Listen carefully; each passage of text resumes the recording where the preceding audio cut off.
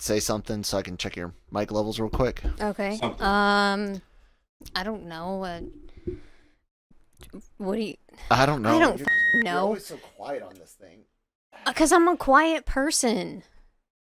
Project, damn it. I don't know how to do that. God, that was loud. And that wasn't even me at my loudest. I know, but I'll back off a little. no. You were fine. Okay. You were fine. It's fucking Tuesday. Yeah. And I hate this week. I don't know why. I don't know why. Yesterday was the most Monday of Mondays. It Yeah. really was. Yeah. It was a pretty damn Monday day for us too. Oh, Christine's here, guys. And I know. Isn't that exciting? My God. After skipping out a few weeks, now we get to have her around. And is your ears good on volume now? Yeah, that's Okay. good. Cool. Whatever. Good afternoon, good morning, or good evening, good night, or whatever. Whatever you're listening to us. Welcome to the Anime-Versal Reviews podcast, where we are reviewing, and we finally heard it, Sabikui Bisco. There we go. I The U kept is telling you pronounced. that. Well, I don't know for certain. Anyways, guys, as soon as I can transition over, we are reviewing that. Yes, we kept having arguments about it, about like us saying it, and then the other person's Oh, like, "No, 'cause you're it is saying it wrong." It is And a it's very like, no, I'm not. weird word. Anyways, guys, sponsored by the good folks over at Grow Generation. More on them a little bit later in the episode. LRMonline.com is the website. Genreverse.com also works, and then of course the Genreverse Podcast Network, wherever you get your podcast from, Google, Spotify, Apple, whatever, and the Genreverse YouTube channel. Yeah, we're all over everywhere now. Follow, like, share, subscribe, all that good stuff. And yeah, I'm Kyle. This is Christine, and that over there is Brian. And welcome back, Christine. Thanks. It's been hell, but I'm here. Yeah. I think one week you were actually like really ill, and then last week you were just like dealing with a headache or something like that, and then Yeah, and it's just like all been like Here you are. headaches, and it's like allergy type things, and it's like it isn't springtime yet, so I'm wondering how hard it's gonna hit me in spring. yeah, hopefully not too bad. How you doing, Brian? Tired, man. I'm here. I hear you. Here to talk about, the third episode of the crazy acid trip mushroom show.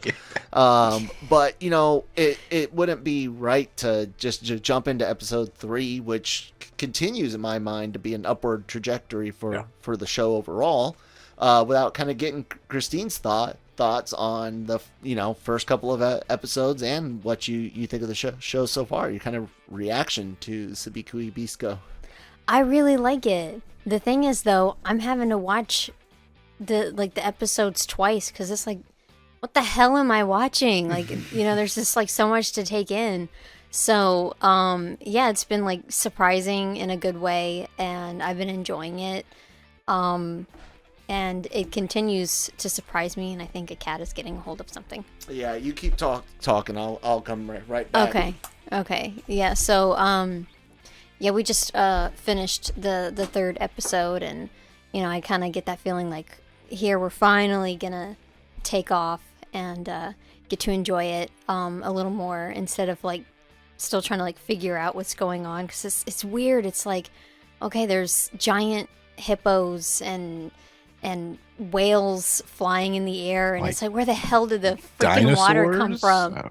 Yeah, I know, right? like- Riding on freaking lizards and crabs and talking to crabs, and it's like, I don't know, it was really strange. And then arrows, sprouting up mushrooms of different sizes, and it's like, what the hell is this show? I'm invested, but I'm still confused. So, yeah.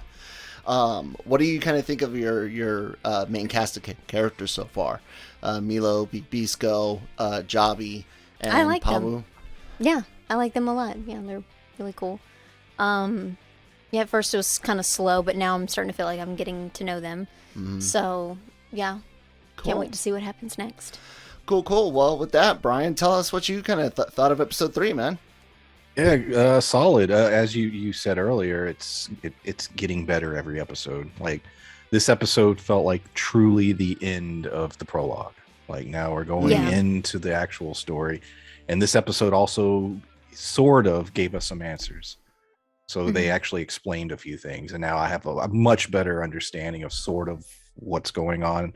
There's still major gaps in that understanding, but more so than the last 2 episodes. So Yeah. That's incredibly loud, dog. Our dog is scratching off to the side. So any day now, Riza.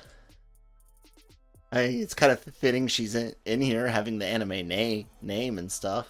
She's still scratching. Stop. I don't hear it now. God. Anyways, I kind of completely forgot what point I was going to bounce off of what Brian had just said. That we're done with the prologue and there's still gaps, but yeah. I like that because kind of like how you pointed out, feels like you're done with the prologue or maybe even act 1, kind of depending on how the rest of the pacing of the show goes. But yeah, man, it seems like they just keep giving us enough of each kind of thing that's promised here. You know, an interesting looking show for first episodes, all looks, and then it's like but we've got a little bit of story, so they start character stuff, and they start delving into some of the character stuff in the second episode, and then they're like, oh, by the way, here's more world building. And so this isn't like some amazing breakout thing where we're gonna be like, I feel like, blown away. And what is with her? I swear she's an indoor dog only. She's clean. It got really cold there, right? So it's she probably might be dry skin. That's been Poor killing puppy. me. Come here. What's the matter, baby? Yeah, because my skin's been terrible. Yeah, poor girl. So I really appreciate that in the show, because they pacing has been a really cool good thing for it. Kind of speaking of, good things for the show, what's kind of been like your favorite aspects so far, Christine? Like any scenes, character, or just like a little thing about it that I like. I don't know. Sure. Probably just the fact that they know how to, create mushrooms out of shooting arrows. I just like, what the fuck is this? And it's almost hard to even try to find like a how is that possible?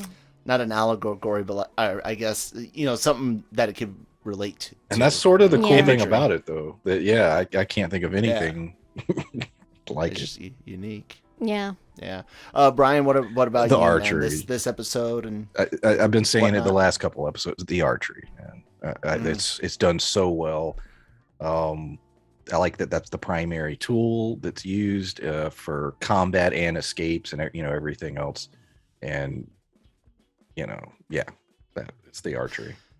Yeah, I've really dug that. The other aspects that I've really kind of just really liked is how much this is like. It reminds me of a lot of those 90s and early 2000 shows that we discovered. Trigun, Cowboy Bebop, even Full Metal. Those just outrageous moments, reactions. Like Bisco at the end when Milo's saying bye to Pau, and he's like getting frustrated on how long it's taken. Tapping that foot. Yeah, all of that's just very, very, very anime, and it almost feels like this is certain aspects, not like the whole purpose of the show is a love letter to anime, but it feels like they're definitely like touching back to big pieces of anime past, and I really dig that. Oh, Brian, what other types of do you see some of those that I mentioned in this? Well, it does a good job of, and a lot of anime does this, where it doesn't feel dated. If that like you could take an anime, like you said, Trigun, and yes, there are certain artistic things that are done in anime, and you can sort of spot the decade based on that. But as far as storytelling is concerned, this story could have been told 5 years ago, 10 years ago, even 15, 20 years ago, and I think it would have worked. I think anime has a unique way of feeling timeless in some ways, being very experimental. Yeah, this falls in line with all that. I just like being able to tune into something and not being able to necessarily predict exactly what's going to happen. Yeah, or like, when in like if it's in our world when this is happening. Sometimes that feels good too, because then it's like you go back and you watch, and like let's think of a good example of a show where it's like, I don't even know, like Spider-Man, the old Spider-Man. Friends. That's a very dated. Friends is definitely yeah, exactly, and it's kind of like one of those that you can appreciate, where it's like the tech and like the vocabulary of what they're saying is kind of like not dating it anything specific, so it feels good. Yeah, you could even look at it as potentially neo-futuristic, even potentially, given like the drug synthesis machine and stuff like that. Not every neo-futurist vision needs the Blade Runner treatment, that's not a knock against Blade Runner, Brian. Cool your jets. I did not take that as did he just as a slight. I know, I'm messing around. But yeah, no. So I like that point, Christine, because you're right. It could feel like, hey, this is recent. This is near future, or even 20 years from now, showing this to someone, they're like, oh, that's like recent history. Like when we watch anime that's inspired by, say, the World War II era. So I dig that. I do. I love timelessness. Yeah, but Brian's right 100% on things like the art that can give anime away. But overall, this show so far has been pretty solid. Yep. So yeah, we're going to talk about a few like story things and character stuff with Jabi, and which is the mentor character, after this word from our sponsors over at Grow Generation. Grow Generation, where the pros go to grow. The Grow Generation commercial team is armed with industry-leading professional consultants. Grow Generation's team will help you fully manage any size or scaled project. They offer turnkey facility designs, cultivation room design, and on-site project consultation. Go to www.growgeneration.com, where the pros go to grow. Thank you, Grow Generation, for sponsoring the episode. You're so weird. Yes, thank you guys. Welcome back. Please do check out Grow Generation, and link down in the description box, and on the website if you're checking us out on lrmonline.com, genreverse.com. So I mentioned some of the stuff about story elements. Brian mentioned, you get a lot of, or not a lot, but you get some answers to some questions. What role do mushrooms play? We learned that mushrooms eat the rust. It's like absorbing it or something. Yeah. That it takes time for them to kind of get going, and that mushroom, what, she just rubbing around everything. Yeah. Hi, Saris. Mushrooms, mushroom keepers place mushrooms where there is rust, and so people, causality and correlation or whatnot, the old saying, and I dug that. Brian, what were some of the other cool like world or character moments in this that you dug into? Or well, world first. So they explain, like you said, they were explaining sort of what how the mushrooms interact with the rust and sort of how all that plays out, but what they haven't explained is why there's such a disconnect between the world and these, this mushroom community. That we don't really know, like why are they completely just don't understand. And then they even said that some of the mushroom keepers or whatever aren't necessarily good, like there's even amongst their ranks they have different goals and ambitions, and so I the politics of that might be interesting. We'll see. But I was really happy with those scenes where they're explaining stuff. I'm like, yeah, finally. You're Yeah. telling me how certain things work. Yeah. Yeah. And the thing is, like, they don't have, I mean, they have like some announcements for the town, but it's the people aren't as connected as we are today. So with like information spread like today with what we've got like with COVID and stuff, where there can be some misinformation and some panic, probably the news of that doesn't travel well, and then it's like better to be safe than sorry. So it's like, okay, mushrooms are bad. Yeah. Everyone, you're done with them. So that it explains a little bit of that. To me, that makes sense. And there's the whole like what the governor of Imihama, I think is the name of the place, that prefecture. What is his deal with wanting to get a hold of Bisco before? In the previous episode, he's like, we got to get to him before she does. Her being Pau, and then that doesn't happen, and he overhears the watch talking about Pau having caught up to Bisco, and he says, well, I guess if she kills him, it'll be okay, but he doesn't want her to hear something from Bisco. So there might even be a like a conspiracy of controlling mushrooms as a source of medicine, looking for a cure to make money off of. Like that's something that crossed my mind for Milo's character and his dealings with the governor, is kind of what Brian was getting, what you both have been talking about, is like, what is the whole point of those mushrooms? And I don't know, money and power kind of seems like one of those things. If the governor's gonna use Milo's genius or smarts to manufacture a cure sorts, I don't know. I could see that happening. What do you think? Yeah, I mean, think of the cost of an EpiPen. Yeah. So that could be like, oh, a cash cow right here. We can get money from him and all that. So that's a possibility. Yeah, I don't know. What do you think? And Brian, what's maybe one of the bigger plots? Yeah, it definitely seems like there's something with the governor off, and there's a secret of some kind. But like you're pointing, I just don't know what it could really be outside of maybe money and control. Is there a grander scheme? Maybe, I don't know.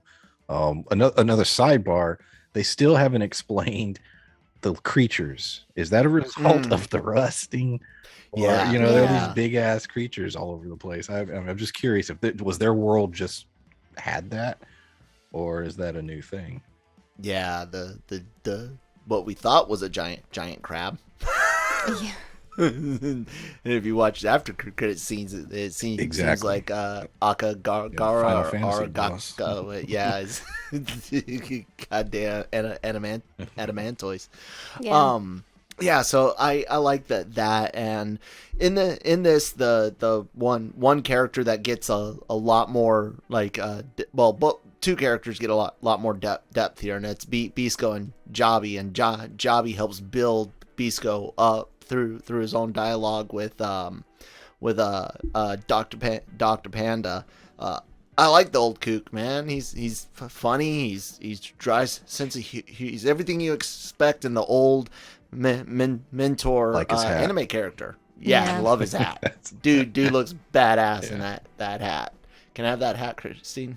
I don't think you can pull it off. I don't sorry. think I could either. No, hats aren't really, well, baseball caps. That's it. Although you did have to wear a beret for many years. Funny story. Talk about sidebars. Yeah, I ever tell you the time I got in trouble for making fun of the French military? Oh God. Officially in trouble? Oh yeah, I got hit, like not written up, but my NCOs were in my ass talking like, you really upset the French. So let me first let me mark this down. Where I'm at on this time, but You were always causing trouble. we're in Hohenfels, Germany, JMTC training up before we were going to go to on my second deployment, my first trip to Afghanistan, and then we also did some time in Kuwait on that one because my platoon decided they wanted to try to be heroin dealers. But anyways, I wasn't involved in that. I was at a different base. I wasn't on Phoenix. I was at the Alamo. Anyways, training up. The French were there. It's joint military training center, I think is what, joint multinational training center.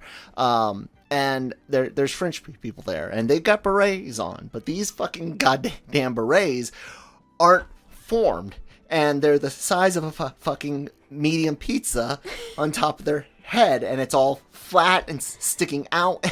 And I just start cracking off French jokes. Like the one about the awesome new tank they have that does 1 speed forward, 5 in reverse, or how they redesigned their national flag so that the red and blue stripes are on Velcro. It's easier to surrender that way. And I'm just going off, and apparently some heard and were capable of understanding English through the fucking awful hats they have. And so yeah, I got hemmed up for making fun of the French military. You're such an ass before. You're a little more mellow these days, but yeah, like just a little bit, but yeah. Oh man. Anyways, where were we at? And I have no idea how Brian's react. He's probably staring. You'll see. Stare like, I can't believe they told this story. I'm gonna like. You lost your French audience, man. I did. I lost all of our French audience. Hey, look, there are many different militaries out there that have like terrible, terrible uniforms, and we're guilty of it too. Terrible marching styles and oh yeah, there's God. We're guilty of it too, so don't feel too bad. Yeah, I hate pomp and circumstance. I'm like, I don't need to look good to do construction, deconstruction, or kill people. Like I don't. I'm a dirty engineer. I don't need to look good doing it. Anyways, so yeah, Jabi gets to build up the Bisco character quite a bit, and I like it. I don't know, Christine, you don't have as many, you don't watch as many shonen shows as we do, or as many of the like shows that usually have an old mentor guy. But how you kind of digging Jabi? I think he's cool. There's some. Well, I can think of one right now. I mean, I'd have to like go through the list of anime that I've watched, but yeah, there's some old people in anime that they just, they're just excellent characters, and Jabi's one of them. So yeah, Brian, you and I have watched plenty of these types of shows. Have we seen the last of him, or does he show up in Act 3? Yeah, I think of course he'll return. Yeah, and does he survive to the end? Now that's the question. That is the question, because he sort of gave a time limit in this episode. He said he has about a month.